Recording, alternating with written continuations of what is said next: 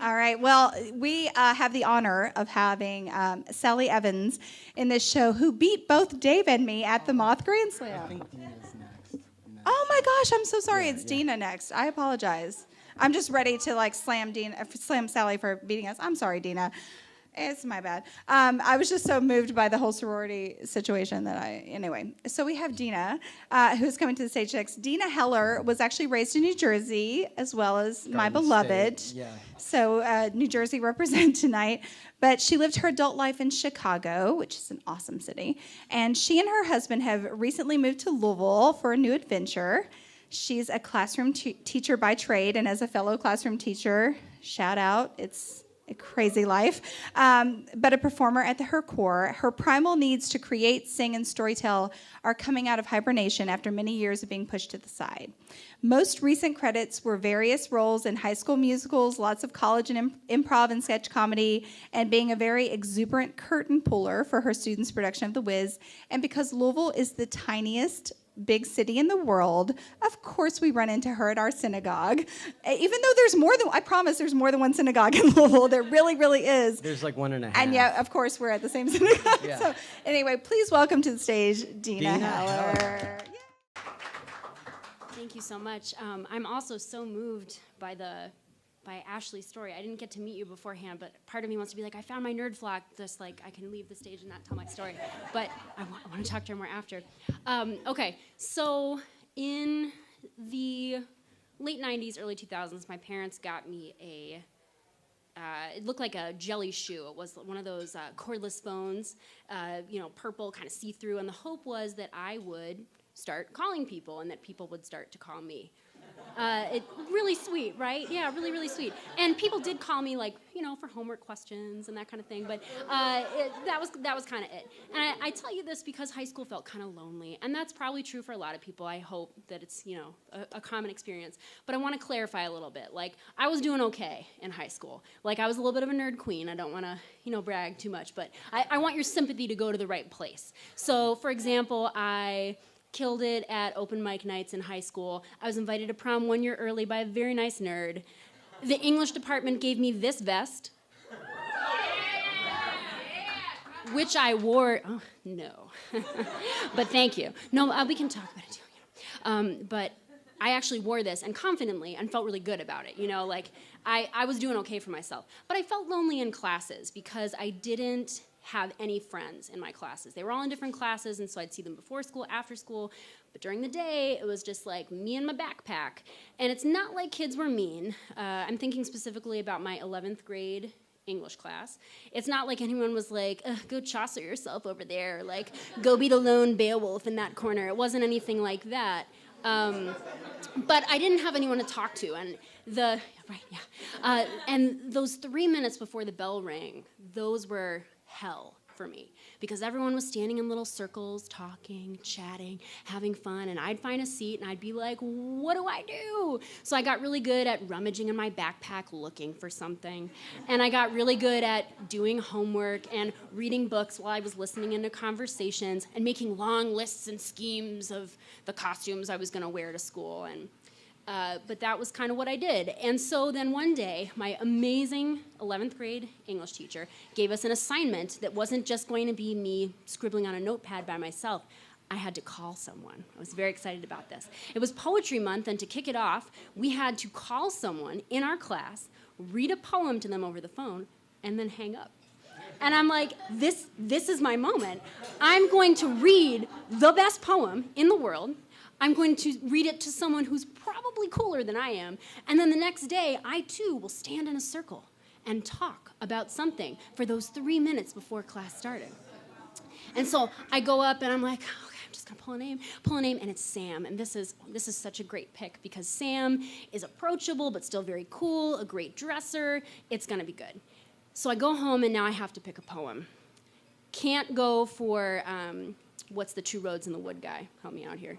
Thank you. That, you know, the road less traveled by. Cliche. Can't do Robert Frost. I can't do Shel Silverstein. That's some, like, you know, elementary school shit right there. And so I decided on a song. I played guitar. I was like, song. Then do you go for Dylan? Do you go for Beatles? Do you go for No Doubt and, like, bring the cool factor? Do you do something like Avril Lavigne but do it ironically, you know? The other limiting factor, however, was that, so I could play Closing Time by Semisonic, and I could also play any other song that also had those same 4 chords.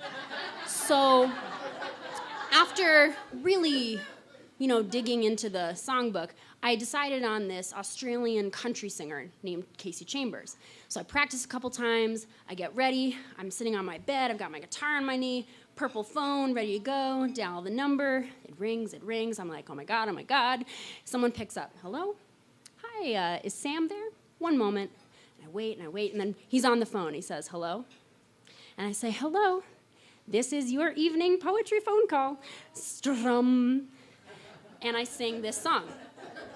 We're all gonna die someday, Lord, we're all gonna die someday.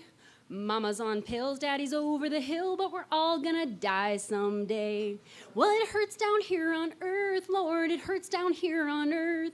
It hurts down here because we're running out of beer and we're all gonna die someday. Well, all of my friends are stoned, Lord, all of my friends are stoned. Janie got stoned because she couldn't get boned, but we're all gonna die someday. Well, they can all kiss my ass, Lord, they can all kiss my ass. If they want to kiss my ass, well, they better do it fast, because they're all going to die someday. Well, we're all going to die someday, Lord, we're all going to die someday. Mama's on pills, Daddy's over the hill, but we're all going to die someday. And Sam, I wish you had been on the phone, because what Sam did was he said, thanks, and I hung up. But I was still riding high. I was like, I nailed this. I was awesome. I didn't miss a beat. I cannot wait for tomorrow. And so the next day I go in, and I don't remember exactly what I was wearing, but given that time period in my life, I'm going to assume it was probably my more formal black and white piano suspenders over the more informal rainbow ones. And so I come in and I like put my backpack down. I don't rummage. I don't pretend to take something out. I just stand and I'm just like waiting for the circle to grow around me. And it's getting to be time for class to start, and I don't see Sam. So I casually go up to another student and I'm like, hey, so where's Sam today? Because, you know, I called him last night. I kind of did this song, you know. And the kid's like, oh, Sam's not here today. You didn't hear? And I'm like, hear what? And this kid is like, oh, his grandfather died last night. Yeah, okay. So, just gonna let that, okay. And then, just like this, there's one more little tidbit that just kind of adds to the meaning of this, and that's that his grandfather was also a well-known Holocaust survivor. So it just makes it that more special. And so, I'm slowly dying inside, that slow death that teenagers feel often. But suddenly, I'm encircled. It's not the circle I was hoping for, but there are people standing in a circle with me, like, why? What's wrong? Because my face fell, and I was just like, oh no, oh no, oh no. And I said, well, I called him and I sang a song last night. And they were like, what song did you sing? And I just sang that first line. I sang, we're all gonna die someday, Lord. And everyone went, oh my God. But it was kind of this nice moment of a collective cringe, right? Everyone in that group, preppy pop collar to, designer bag to this vest, was, everyone was like, that sucks. We know that feeling of humiliation. We are teenagers. We get you. And then the bell rang and everyone sat back down, and I was, again, alone with my thoughts. And all I could think was, I'm so terrible. I can't believe I did this. I should have taken the road more traveled by and picked a different fucking poem, because it would have made a really big difference, actually, in this case. And I go home, and I'm still so upset. And my parents, who are generally very much like, you can handle this, do this yourself, my dad was like, oh my God.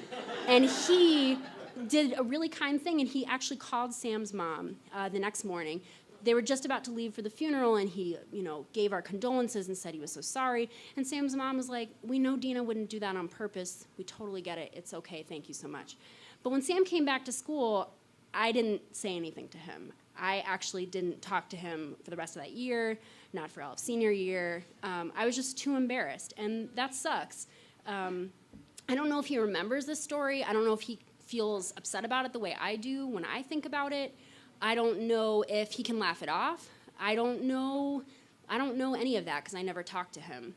And a lot of things have changed since then. Some things have stayed the same, but the thing that I think I'm stuck with is like, I could wear this vest to high school and be confident about it, but I couldn't step away from fiddling with my backpack to engage with someone else who might have also been feeling lonely and having some pain. So I'd like to think that if I saw him again, or if I was in any kind of situation where someone was in pain or needed someone to reach out, that I have learned from this and that I could do that. But one thing I do know is I really can't listen to that song ever again.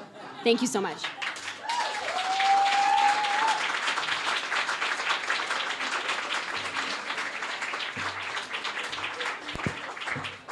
Oh my God, Deena Heller! And Deena, I think there's something you should know. I reached out to a certain guy. He's here tonight. No, I'm just kidding.